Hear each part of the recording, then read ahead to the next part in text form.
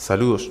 En este mini tutorial vamos a ver de forma rápida y sencilla cómo utilizar las herramientas de postproducción básicas que vienen en el frame buffer de Corona Render.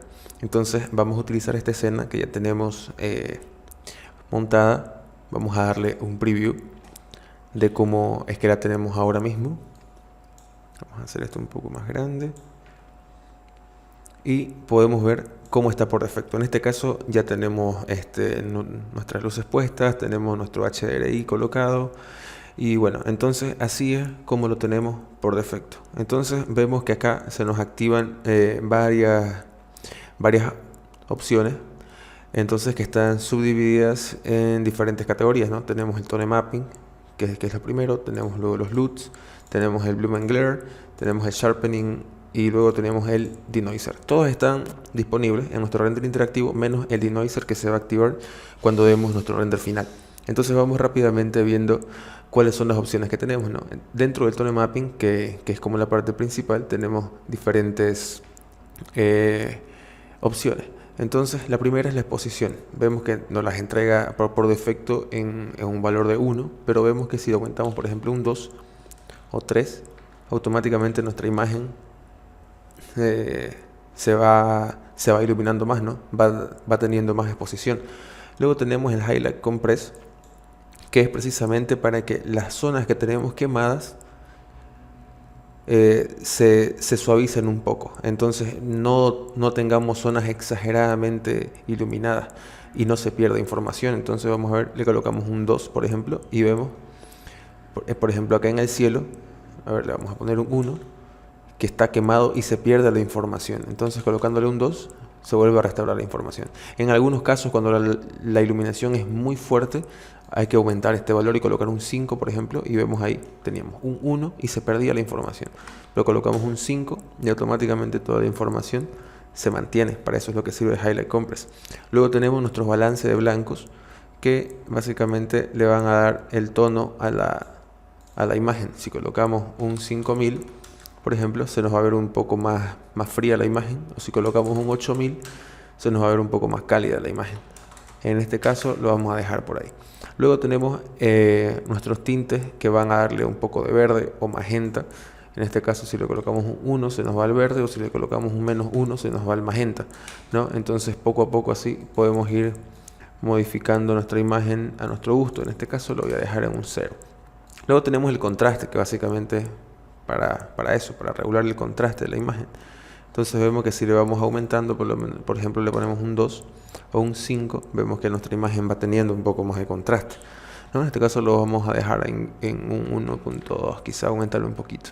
Luego tenemos la saturación, que básicamente es eso, la saturación. Si le ponemos -1, vemos que se nos hace blanco y negro, o si le ponemos un 1, todo se nos hace demasiado saturado. Entonces en este caso vamos a quitarle más bien un poco de saturación para que nuestra imagen no esté muy cargada, y le vamos a quitar 0.02 por ejemplo, para quitarle solamente un poco el exceso de color que tienen algunos materiales.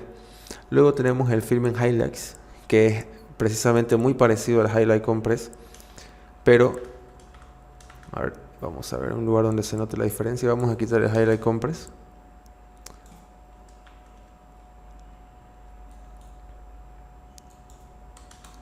Entonces lo que hace es hacer un trabajo muy parecido a Highlight Compress. Entonces acá se van regulando las partes más iluminadas que tenemos en la escena, pero se van haciendo a la vez más opacas, ¿no? No solamente nos recupera la información, sino que se va haciendo más opaca. Por lo general prefiero utilizar el Highlight Compress. Y luego tenemos casi lo mismo que el Film Highlights, pero esta vez con las sombras, y lo que hace es resaltar las sombras. Por ejemplo, le colocamos un 1 y vemos que todo se nos hace un poco más nítido porque nos va resaltando las partes donde tenemos sombras. Entonces acá tenemos un 0 por ejemplo, y acá le ponemos un 1 y vemos que se resalta bastante. Luego tenemos la viñeta, que básicamente da una viñeta a la imagen. Vemos un 0, un 1 o un 5. Entonces con eso ya podemos ir jugando para que vaya tomando algo de forma en la previsualización de nuestra imagen.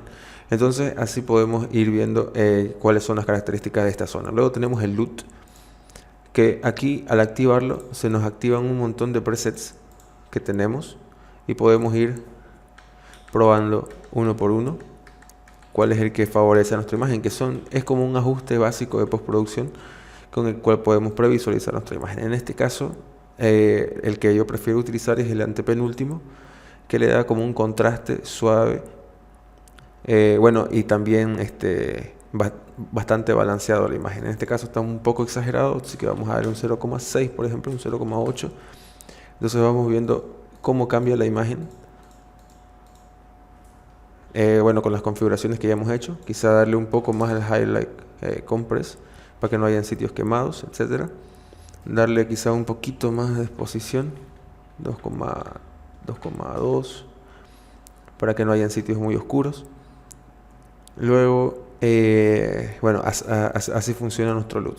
Entonces, luego tenemos el Bloom and Glare, que el Bloom and Glare va a ser para hacer ese efecto como de destello en las zonas donde tengamos más iluminación. Bueno, frecuentemente las luces, pero también puede ser, bueno, acá vemos, a ver, acá se ve bastante interesante, sin el Bloom and Glare y con el Bloom and Glare.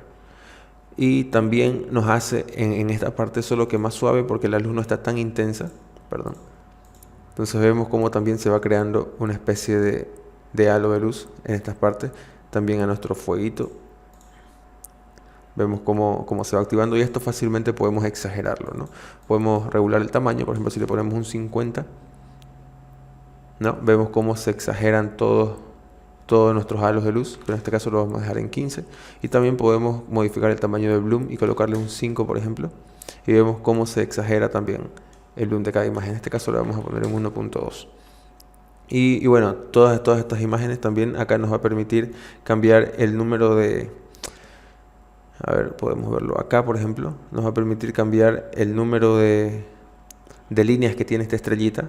En este caso tenemos 3, pero vamos a colocarle 5, por ejemplo. Y vemos cómo cambia. Quizá ahí no se nota tanto. Aquí se va a notar más. Vamos a colocarle 2. Y vemos cómo cambia el número de lados que tiene nuestra estrellita que se va formando, ¿no?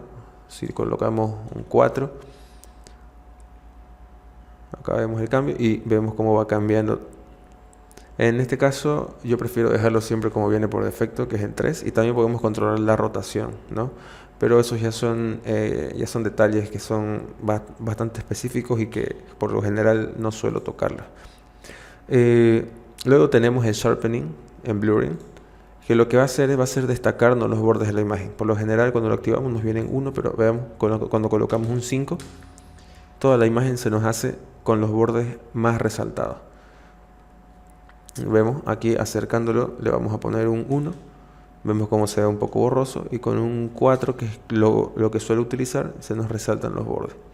Entonces vamos viendo cómo con estas pequeñas modificaciones vamos cambiando el look de nuestra imagen. Vemos si desactivamos todo, cómo teníamos la imagen en un principio. Entonces activamos el tone mapping, luego activamos el LUT, luego activamos el Bloom and Glare y luego activamos nuestro sharpening. Entonces con unas pocas modificaciones aquí para verlas en la visualización, vemos que nuestra imagen ha tenido un cambio radical. Y bueno, esto sería el mini tutorial por hoy. Si tienen cualquier pregunta, por favor en la caja de comentarios, nosotros vamos a estar muy contentos de hacer nuevos videos respondiendo sus dudas. Muchas gracias.